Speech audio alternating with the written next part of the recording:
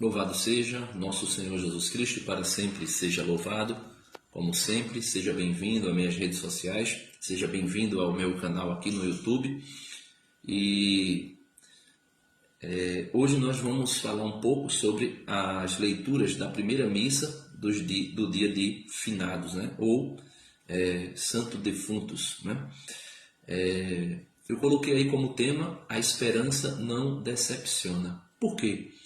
Porque a esperança, né? A carta aos Hebreus, eu não tinha marcado, mas eu vou ler aqui só o primeiro capítulo, o primeiro versículo do capítulo 11 da carta aos Hebreus. Vejamos o que ele diz, né? Na carta aos Hebreus. Carta aos Hebreus. Carta aos Hebreus, no capítulo 11. Deixa eu pegar aqui, eu não tinha marcado, mas veja que coisa linda. A respeito do que é a fé e por que a esperança não decepciona. Ele vai dizer assim, Carta aos Hebreus, capítulo 11, versículo 1. A fé é o fundamento da esperança. Então, a minha esperança está fundamentada na minha fé. E o que foi que Jesus disse, né? Todo aquele que crer, né, e for batizado será salvo.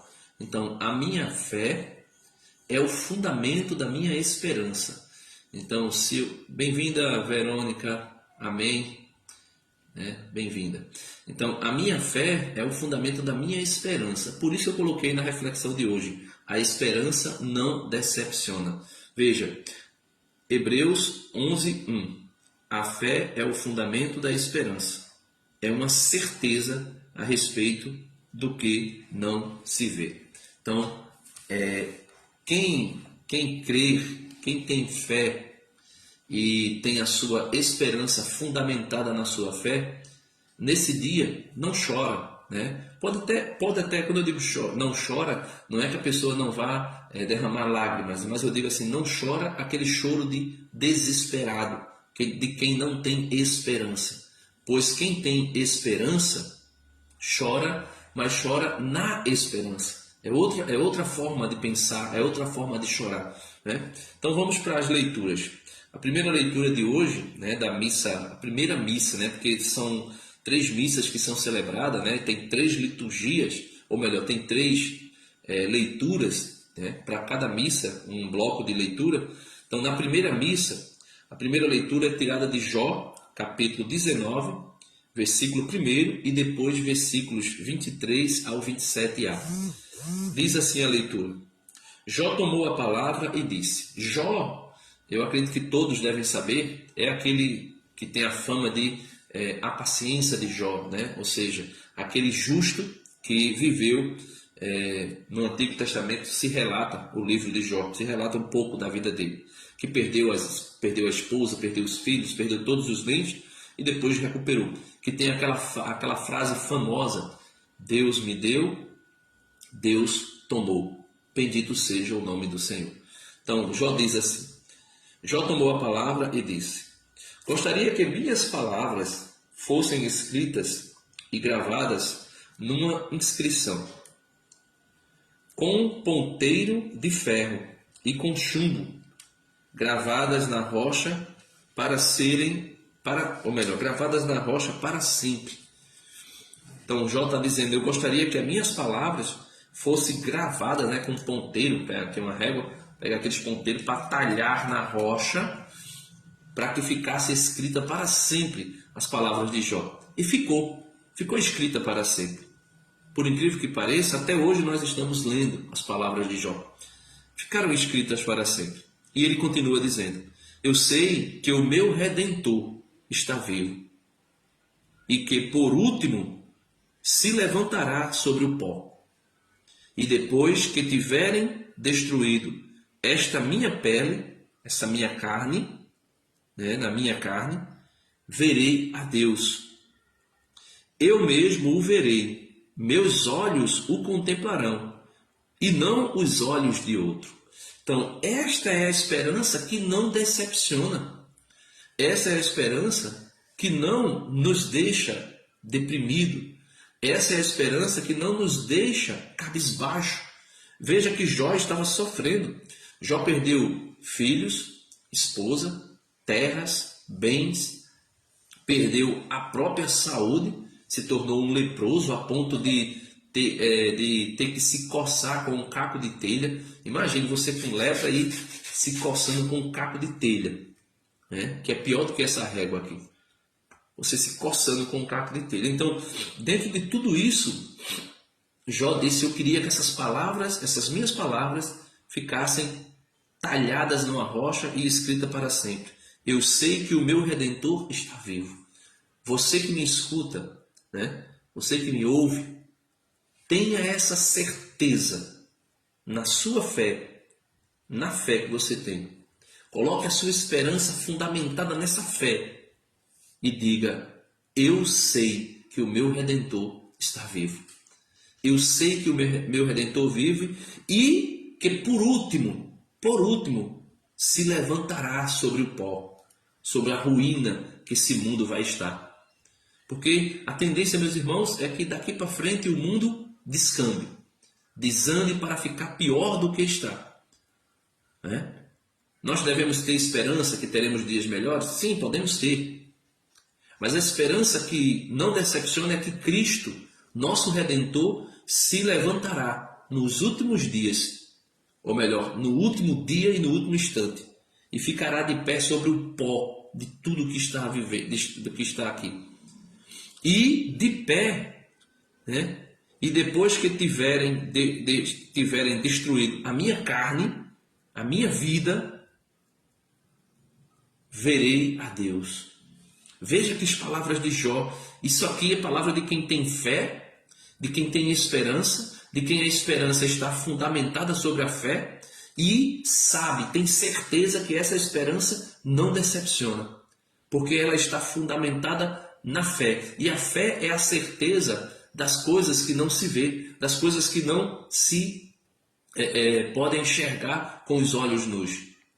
E é por isso que Jó vê, veja, Jó ainda estando vivo, ele vê que no último dia o seu Redentor ficará de pé, porque ele está vivo. Ele, depois que tiverem destruído a carne de Jó, tiverem matado Jó, ele vai dizer: verei a Deus face a face. Isso é o que a igreja comemora dos nossos fiéis defuntos. Amém? Bom dia, meu primo. Bom dia, Silvio. Né?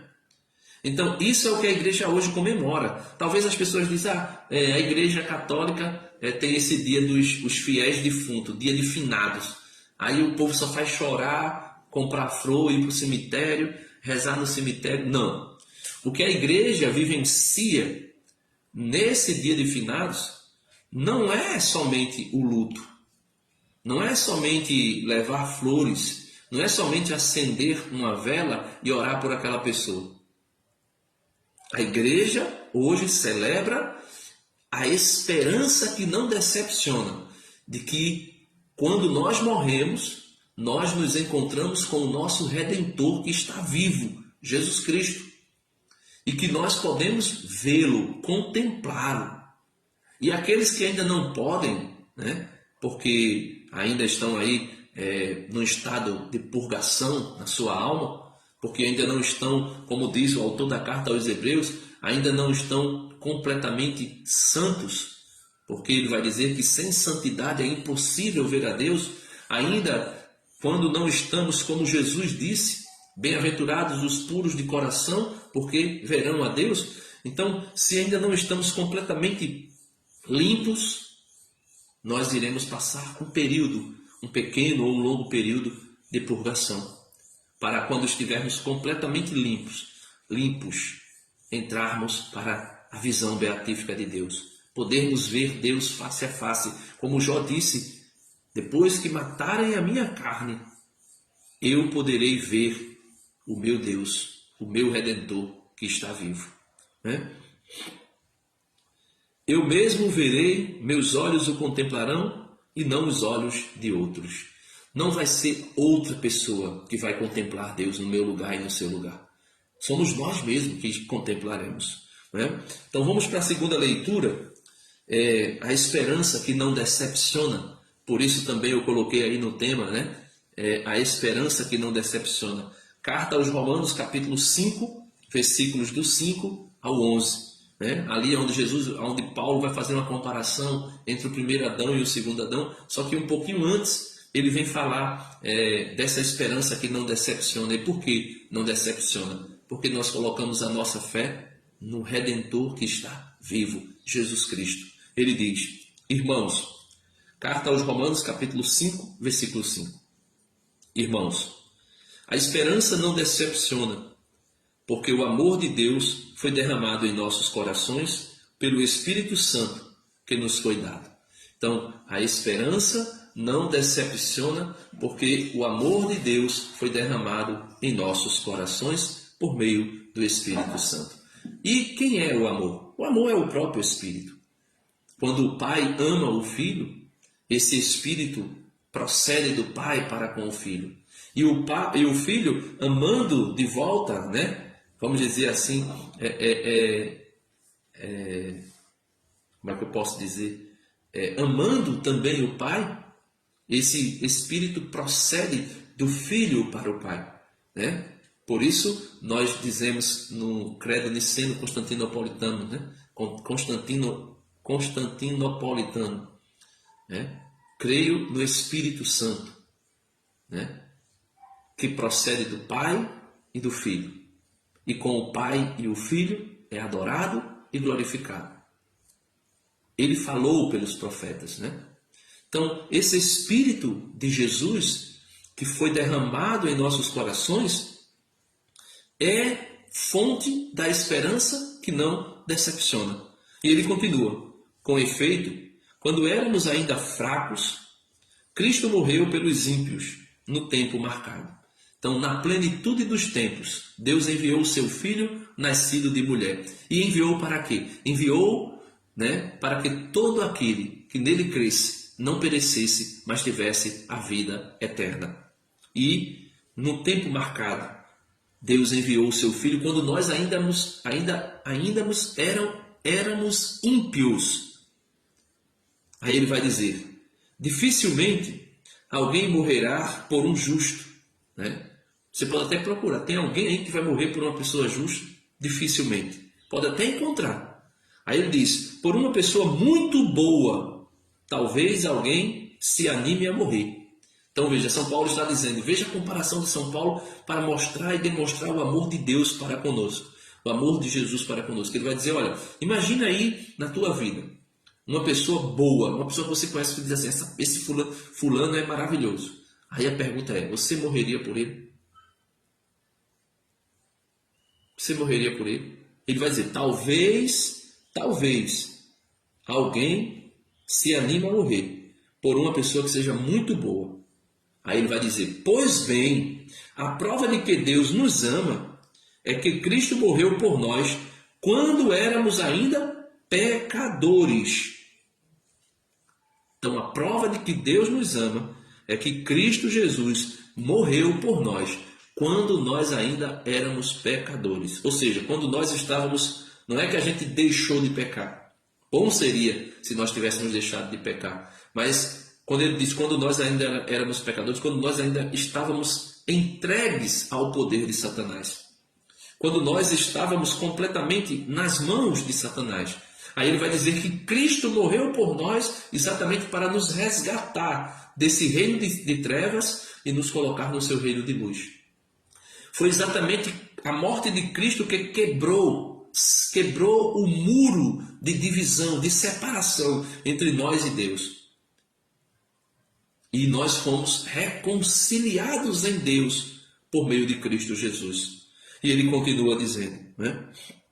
Muito mais agora que já estamos justificados pelo seu sangue, né? Ou melhor, pelo sangue de Cristo, seremos salvos da ira por ele. Então, se Deus entregou o seu Filho quando a gente ainda era pecador, agora, depois de justificado, veja, quando éramos pecadores, ou seja, quando estávamos no mundo, quando estávamos sob o poder de Satanás, muito mais agora, depois que Cristo morreu por nós e nos tirou do reino das trevas e quebrou o muro de separação entre nós e Deus.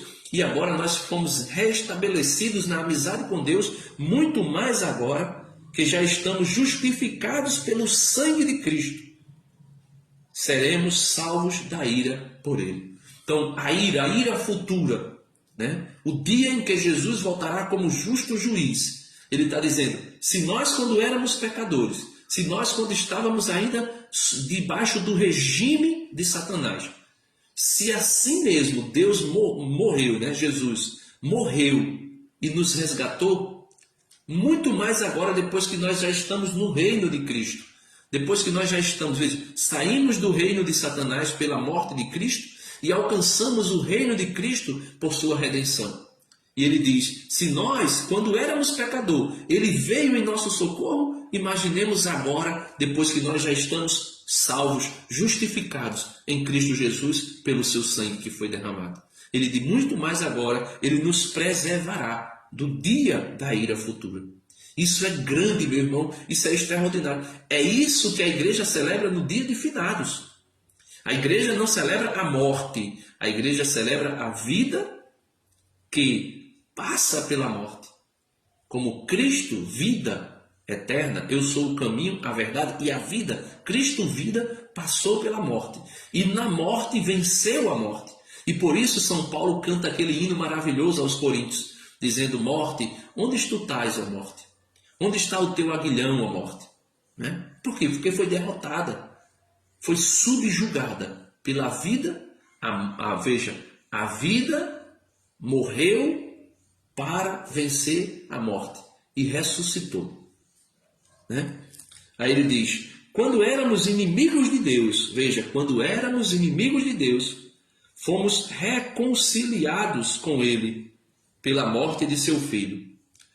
Quanto mais agora estamos já reconciliados, né? Quanto mais agora, estando já reconciliados, seremos salvos por sua vida.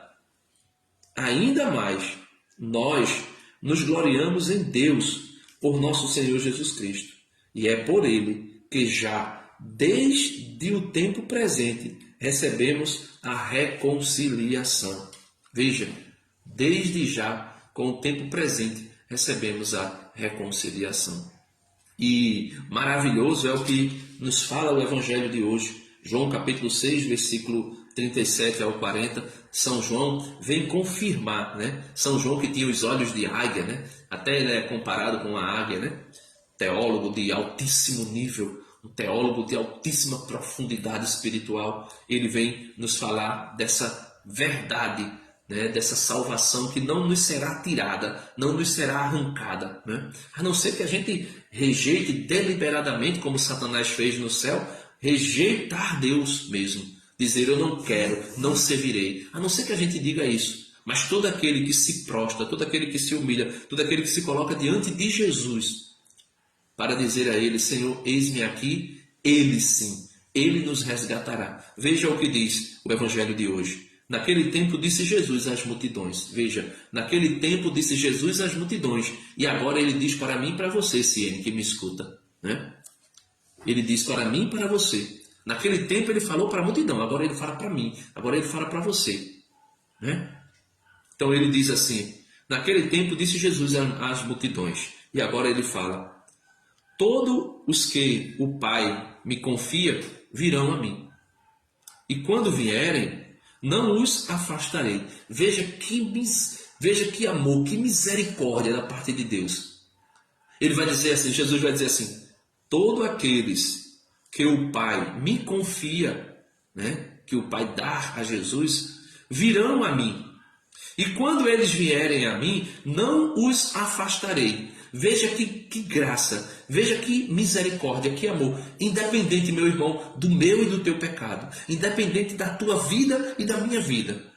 Quando você se aproxima de Jesus, Ele não te rejeita. Ele não te menospreza. Ele não te desespera.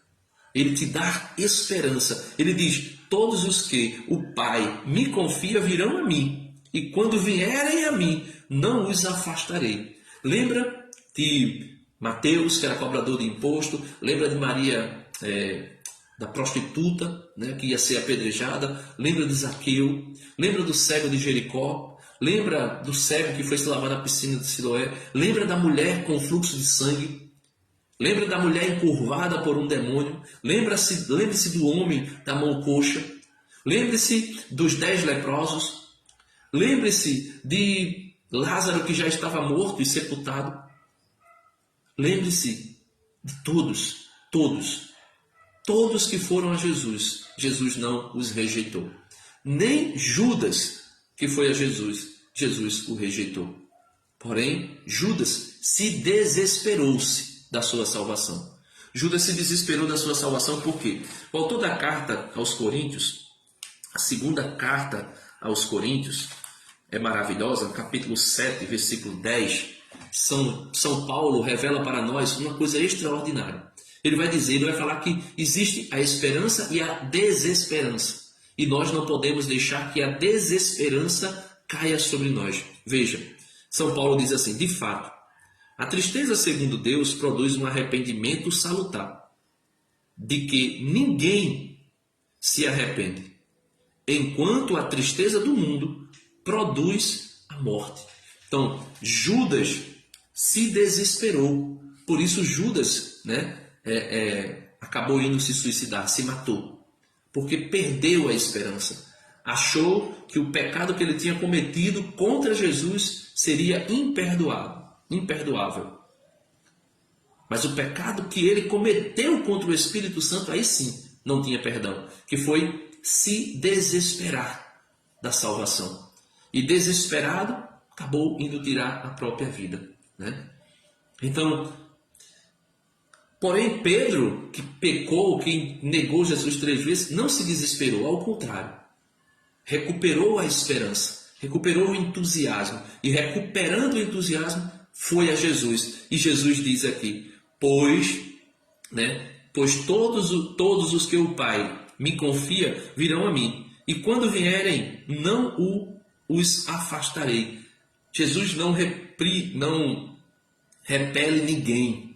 Jesus acolhe todo mundo. E ele diz, versículo 38, porém, eu desci do céu não para fazer a minha vontade, mas a vontade daquele que me enviou. Então veja, se o Pai lança as graças, graças atuais, graças que agem por meio de qualquer pessoa ou diretamente a você para a sua conversão, para a sua salvação. Se o Pai lança as graças atuais, você acolhe essas graças, você é atraído pelo Pai.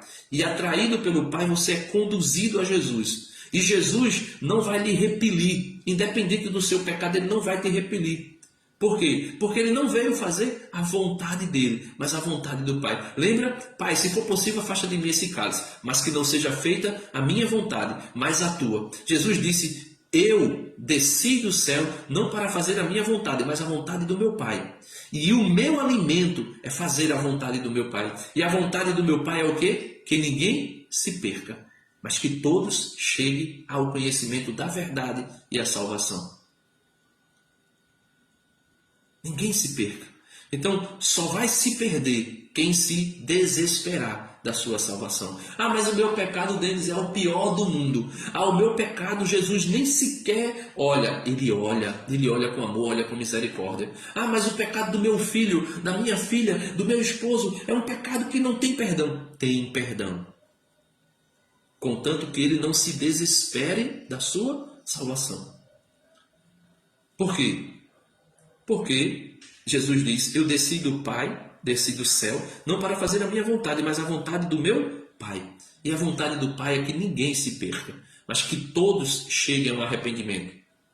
E ele vai dizer: e esta é a vontade daquele que me enviou. Veja, esta é a vontade daquele que me enviou, que eu não perca nenhum daqueles que ele me deu, mas os ressuscite no último dia. Veja, a vontade de Deus para mim e para você é que eu e você não se perca.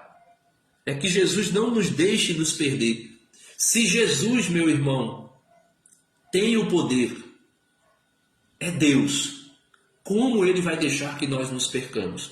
A não ser, como eu disse, se nós o rejeitarmos deliberadamente. Se nós dissermos: não servirei. não servirei, não quero servir, não quero ser servo de ninguém.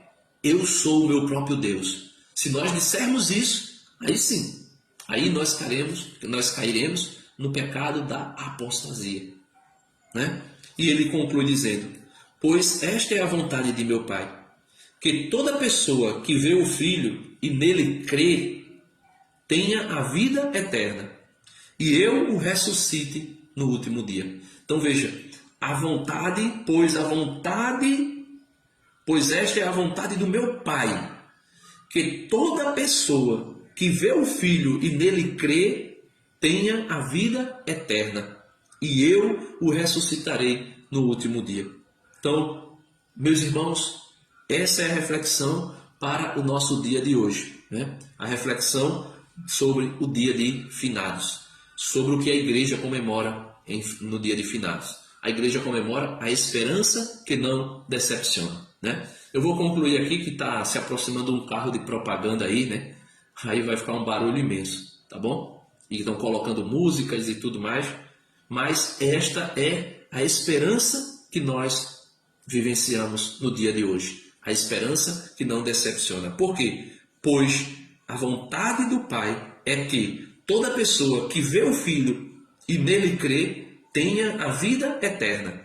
E Jesus diz: e eu o ressuscitarei no último dia. Nós seremos ressuscitados no último dia. Por ocasião da vinda de Jesus, por ocasião da sua glória, por ocasião do seu retorno, Jesus vai ressuscitar. São João capítulo 5, leia o Evangelho de São João capítulo 5, vai dizer que ao som dado, a voz da trombeta, ao toque da trombeta, a voz de Deus, os mortos, todos os mortos, bons e maus, ressuscitarão. Os bons ressuscitarão primeiro, né?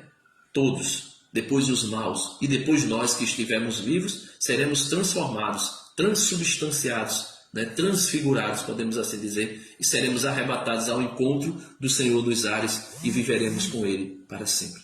Deus abençoe você e até o próximo vídeo, se Deus quiser.